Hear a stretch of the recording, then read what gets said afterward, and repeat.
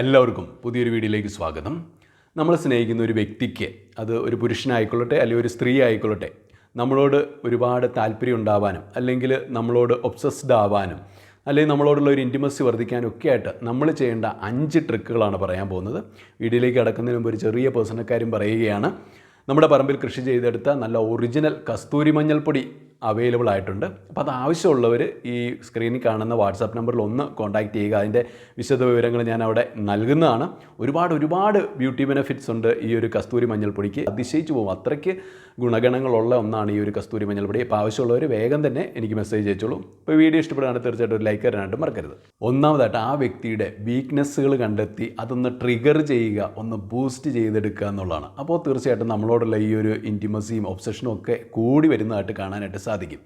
നമ്മൾ ആ വ്യക്തി സംസാരിക്കുമ്പോൾ ഒന്ന് ജസ്റ്റ് ആ വ്യക്തി ഒന്ന് ഒബ്സർവ് ചെയ്താൽ തന്നെ ആ വ്യക്തിയുടെ വീക്ക്നെസ് ഏതൊക്കെയാണെന്ന് നമുക്ക് ഐഡൻറ്റിഫൈ ചെയ്യാൻ പറ്റും. അപ്പോൾ അതിന് പല വഴികളുണ്ട്. അതെങ്ങനെയൊക്കെയാണെന്ന് ഞാൻ മറ്റൊരു വീഡിയോയിൽ പറഞ്ഞുതരാം. എന്തൊക്കെയാണെങ്കിലും നമ്മൾ ഈ വ്യക്തിയെ ഒബ്സർവ് ചെയ്യുമ്പോൾ സാധാരണ രീതി അവരുടെ ഒരു സ്പീച്ചിൻ്റെ ടോണ്, അപ്പോൾ അവരുടെ ഒരു സംസാരത്തിൻ്റെ ടോണും ആ ഒരു ശൈലിയും അല്ല അതിൻ്റെ ഒരു സ്പീഡും നമുക്ക് അവർ നൽകുന്ന ഒരു ശ്രദ്ധയും അതുമല്ലെങ്കിൽ അവരുടെ ആ ഒരു പ്രസൻസും എല്ലാം നോർമലായിരിക്കും. അവരുടെ എക്സ്പ്രഷൻസും എല്ലാം നോർമലായിരിക്കും. എന്നാൽ നമ്മൾ പറയുന്ന ചില കാര്യങ്ങൾ ആ വ്യക്തിയിൽ ചില മാറ്റങ്ങൾ വരുത്തുന്നതാണ്.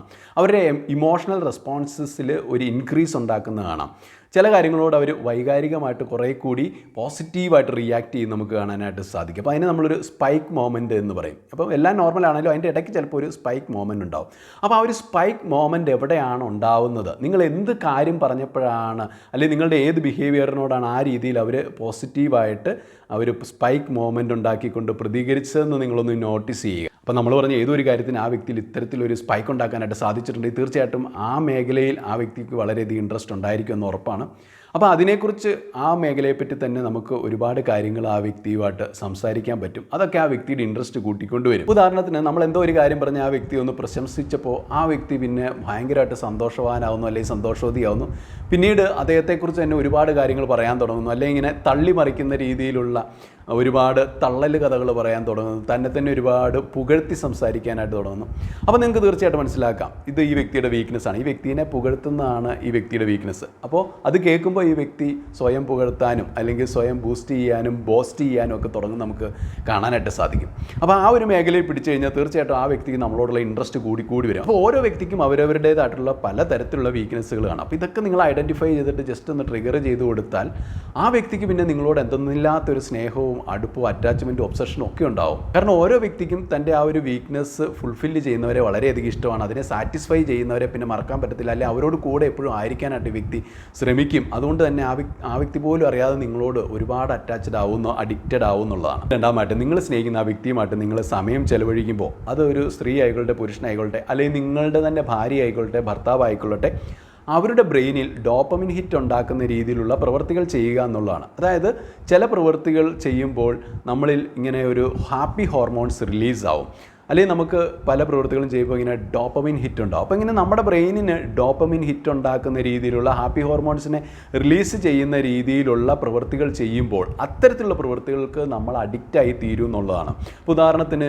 ഈ റീൽസൊക്കെ കാണുമ്പോൾ നമ്മളിൽ ഒരുപാട് ഡോപ്പമിൻ ഹിറ്റ് ഉണ്ടാകുന്നുണ്ട്. അതുകൊണ്ടാണ് നമ്മൾ അതിനൊക്കെ അഡിക്റ്റായി പോകുന്നത്. 5 മിനിറ്റ് ഈ ഒരു റീൽസ് കാണാനിരുന്നാലും പലപ്പോഴും 1 മണിക്കൂറൊക്കെ കണ്ടുകൊണ്ടിരിക്കുന്നത് എന്തുകൊണ്ടാണ്? ഇങ്ങനെ ഡോപ്പമിൻ ഹിറ്റ് ഉണ്ടാകുന്നത്, അല്ലെങ്കിൽ നമ്മുടെ ബ്രെയിനിൽ ഹാപ്പി ഹോർമോൺസ് റിലീസ് ആവുന്നതുകൊണ്ടാണ് നമുക്ക് അങ്ങനത്തെ ഉള്ള പ്രവൃത്തികളോട് ഒരുപാട് അഡിക്ഷൻ ഉണ്ടാകുന്നു, ഒബ്സഷൻ ഉണ്ടാകുന്നു. അപ്പോൾ അതുകൊണ്ട് തന്നെ നമ്മൾ സ്നേഹിക്കുന്ന ആ വ്യക്തിയോട്, അപ്പോൾ നമ്മുടെ തന്നെ ഭാര്യ ആയിക്കോട്ടെ ഭർത്താവ് ആയിക്കോട്ടെ, അപ്പോൾ അവരുടെ കൂട്ടത്തിൽ നമ്മളിങ്ങനെ സമയം സ്പെൻഡ് ചെയ്യുമ്പോൾ ഇതുപോലെ അവർക്ക് ഡോപ്പമിൻ ഹിറ്റ് ഉണ്ടാകുന്ന രീതിയിലുള്ള വളരെ എൻ്റർടൈനിങ് ആയിട്ടുള്ള, വളരെ ത്രില്ലിംഗ് ആയിട്ടുള്ള, വളരെ റിലാക്സിങ് ആയിട്ടുള്ള പ്രവൃത്തികൾ നിങ്ങൾ ചെയ്യുക എന്നുള്ളതാണ്. ഏതൊരു വ്യക്തിയാണെങ്കിലും തനിക്ക് ഒരുപാട് എൻ്റർടൈൻമെൻറ്റ് നൽകുന്ന, അല്ലെങ്കിൽ തൻ്റെ മനസ്സിന് ഒരുപാട് റിലാക്സേഷൻ നൽകുന്ന, അല്ലെങ്കിൽ തനിക്ക് ഒരുപാട് ത്രില്ലിംഗ് ആയിട്ടുള്ള എക്സ്പീരിയൻസുകൾ പകർന്നു തരുന്ന, തന്നെ ഒരുപാട് സർപ്രൈസ് ചെയ്യിക്കുന്ന രീതിയിലുള്ള എക്സ്പീരിയൻസ് തരുന്ന ഒരു വ്യക്തിയെ ആരായാലും സ്നേഹിക്കും, ആരായാലും ആ വ്യക്തികൾക്ക് അഡിക്റ്റഡ് ആവും അല്ലെങ്കിൽ ഒബ്സസ്ഡ് ആവും എന്നുള്ളതാണ്. ഈ ഒരു ട്രിക്ക് വിവാഹത്തിന് മുമ്പുള്ള സ്നേഹബന്ധങ്ങളിൽ മാത്രമല്ല, വിവാഹശേഷം കുടുംബജീവിതത്തിൽ നിർബന്ധമായിട്ടും നമ്മൾ പ്രയോഗിക്കേണ്ട ഒരു ട്രിക്ക് തന്നെയാണ്. എങ്കിലേ ഭാര്യയ്ക്കും ഭർത്താവിനും പരസ്പരം ജീവിതാവസാനം വരെ ആ ഒരു പ്രണയം കാത്തു സൂക്ഷിച്ചുകൊണ്ട് നല്ല ദമ്പതികളായിട്ട് പരസ്പരം അങ്ങനെ അഡിക്റ്റഡ് ആയിട്ട് സ്നേഹിക്കാനായിട്ട് സാധിക്കത്തുള്ളൂ. ഈ പറഞ്ഞ ഒരു ഒബ്സഷനും അഡിക്ഷനും ഒന്നും ഇല്ലാത്തതുകൊണ്ടാണ് പലപ്പോഴും ഭാര്യയ്ക്കും ഭർത്താവിനും ഇടയിൽ ഒരുപാട് പ്രശ്നം ഉണ്ടാകുന്നത്. ശരിക്കും ആ ഒരു ഒബ്സഷനും അഡിക്ഷനും ഭാര്യ ഭർത്താക്കന്മാർക്കിടയിൽ ഉണ്ടെങ്കിൽ ഉണ്ടെങ്കിൽ അവർ പല പ്രശ്നങ്ങളും അവർക്ക് തന്നെ സോൾവ് ആക്കാൻ പറ്റും. പലതും അവർ കണ്ടില്ല കേട്ടില്ല എന്ന് പറഞ്ഞ് വളരെ കൂളായിട്ട് തന്നെ അവർക്ക് അഡ്ജസ്റ്റ് ചെയ്യാനും സാധിക്കും. നമ്മളൊക്കെ പലപ്പോഴും പ്രണയിക്കുന്ന സമയത്ത് ഈ നമ്മുടെ പങ്കാളി എന്തെങ്കിലും ഒരു ചെറിയ മിസ്റ്റേക്ക് കാണിച്ചാൽ അത് നമുക്ക് ക്യൂട്ടായിട്ടാണ് തോന്നുക, അല്ലാതെ നമ്മൾ അതിൻ്റെ പേര് വഴക്കൂടാനോ തല്ലുണ്ടാക്കാനൊന്നും പോകത്തില്ല. പക്ഷേ അതേ ഒരു മിസ്റ്റേക്ക് തന്നെ നമ്മുടെ ഭാര്യ അല്ലെങ്കിൽ ഭർത്താവ് ചെയ്ത് കഴിയുമ്പോൾ നമുക്കത് വലിയ മഹാപരാധമായി തോന്നുകയും നമ്മൾ വെറുതെ അടിപിടി ഉണ്ടാക്കുകയും ചെയ്യും. എന്തുകൊണ്ടാണ്? നമുക്ക് ആ ഒരു ഒബ്സഷനും ആ ഒരു അഡിക്ഷനും നഷ്ടപ്പെട്ടുകൊണ്ടാണ്. മൂന്നാമായിട്ട്, നമ്മൾ സ്നേഹിക്കാൻ തിരഞ്ഞെടുക്കുന്ന വ്യക്തി എപ്പോഴും നമ്മളെ കഴിഞ്ഞും കൂടുതൽ നമ്മളെ സ്നേഹിക്കുന്ന ഒരു വ്യക്തിയായിരിക്കണം. അപ്പോൾ നമ്മളൊരു സ്നേഹബന്ധത്തിലേക്ക് ഇറങ്ങി പുറപ്പെടുന്നതിന് മുമ്പ് നമ്മളിത് അറിഞ്ഞിരിക്കണം. നമ്മളെ കഴിഞ്ഞ് ഒരുപാട് കൂടുതൽ നമ്മളെ സ്നേഹിക്കുന്ന ഒരു വ്യക്തിനെയാണ് നമ്മൾ സെലക്ട് ചെയ്യേണ്ടത്. അപ്പോൾ തുടക്കത്തിലെ അവർ ചിലപ്പോൾ ഈ ഒരു സ്നേഹം പ്രകടിപ്പിക്കണമെന്നില്ല.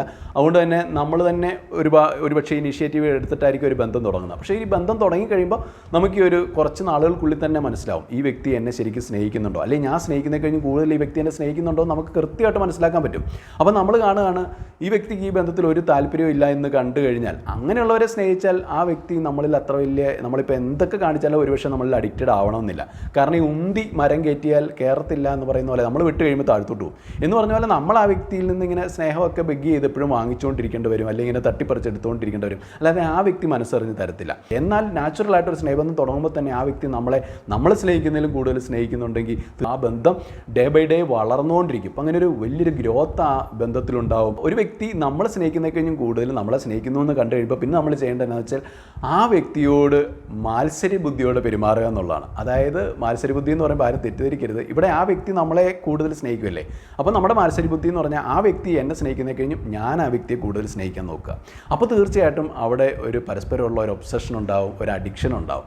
നമ്മൾ നാലാമതായിട്ട് ഒരു വ്യക്തിക്ക് നമ്മളോട് ഒരു അഡിക്ഷനോ ഒബ്സഷനോ ഒക്കെ തോന്നാനായിട്ട് നമ്മൾ പരമാവധി അവർക്ക് ടേൺ ഓഫ് ഉണ്ടാക്കുന്ന കാര്യങ്ങൾ, അവരെ വൈകാരികമായിട്ട് ഓഫാക്കി കളയുന്ന, തളർത്തി കളയുന്ന, നിരാശപ്പെടുത്തി കളയുന്ന കാര്യങ്ങളൊക്കെ ഒഴിവാക്കുക എന്നുള്ളതാണ്. എന്നിട്ട് നമ്മൾ അവർക്ക് പരമാവധി ടേൺ ഓൺസുകൾ നൽകുക എന്നുള്ളതാണ്. അതായത് അവരെ വൈകാരികമായിട്ട് ഉണർത്തുന്ന, ഒരുപാട് നമ്മളോട് അറ്റാച്ച്ഡ് ആക്കുന്ന, അവർക്ക് ഒരുപാട് ഇഷ്ടപ്പെടുന്ന, താല്പര്യം ഉണർത്തുന്ന പ്രവൃത്തികളൊക്കെ നമ്മൾ ചെയ്യുക എന്നുള്ളതാണ്. തങ്ങൾക്ക് ഒരു രീതിയിലുള്ള ടേൺ ഓഫ് നൽകാതെ എപ്പോഴും വളരെ പോസിറ്റീവായിട്ടുള്ള ടേൺ ഓൺസ് മാത്രം നൽകുന്ന ഒരു വ്യക്തിയോട് ഒരുപാട് വൈകാരികമായിട്ട് ഈ പറഞ്ഞ മറ്റേ വ്യക്തി അഡിക്റ്റഡ് ആവും, ഒബ്സസ്ഡ് ആവാനായിട്ട് തുടങ്ങും എന്നുള്ളതാണ്. ഇനി അഞ്ചാമായിട്ട് വളരെ മനോഹരമായിട്ടുള്ളൊരു കാര്യമാണ്, നമ്മുടെ പങ്കാളിയിൽ ഉണ്ടാവണമെന്ന് നമ്മൾ ആഗ്രഹിക്കുന്ന പ്രധാനപ്പെട്ട കാര്യങ്ങളുടെ ഒരു ലിസ്റ്റ് നമ്മൾ എഴുതുക. അപ്പോൾ അവർക്ക് ഇന്ന ഗുണഗണങ്ങളൊക്കെ ഉണ്ടാവണം എന്നൊക്കെ നമ്മളിങ്ങനെ ഒരു ലിസ്റ്റ് ഉണ്ടാക്കുക. എന്നിട്ട് നമ്മൾ ആ ലിസ്റ്റിൽ ഉൾപ്പെടുക എന്നുള്ളതാണ്. അതായത് ഈ പറഞ്ഞ ക്വാളിറ്റീസ് ഒക്കെ ആദ്യം നമ്മൾ ഉണ്ടാക്കിയെടുക്കണം.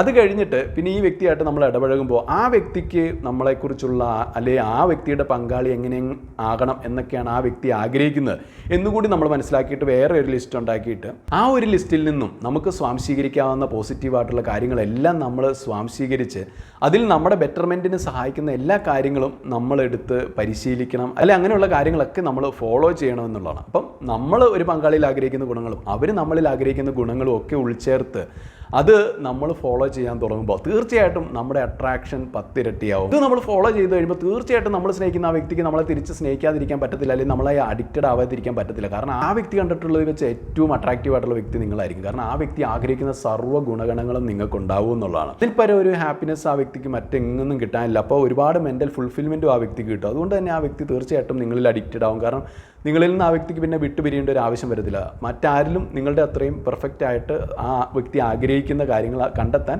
ആ വ്യക്തിക്ക് കഴിയത്തില്ല. അപ്പോൾ അതുകൊണ്ട് തന്നെ നിങ്ങളെ വിട്ട് ആ വ്യക്തി പോകത്തുമില്ല എന്നുള്ളതാണ്. വീഡിയോ ഇഷ്ടമെങ്കിൽ ലൈക്ക് ചെയ്യാനായിട്ട് മറക്കരുത്. നാളെ നല്ലൊരു വീഡിയോ ആയിട്ട് കണ്ടുമുട്ടാം. നന്ദി.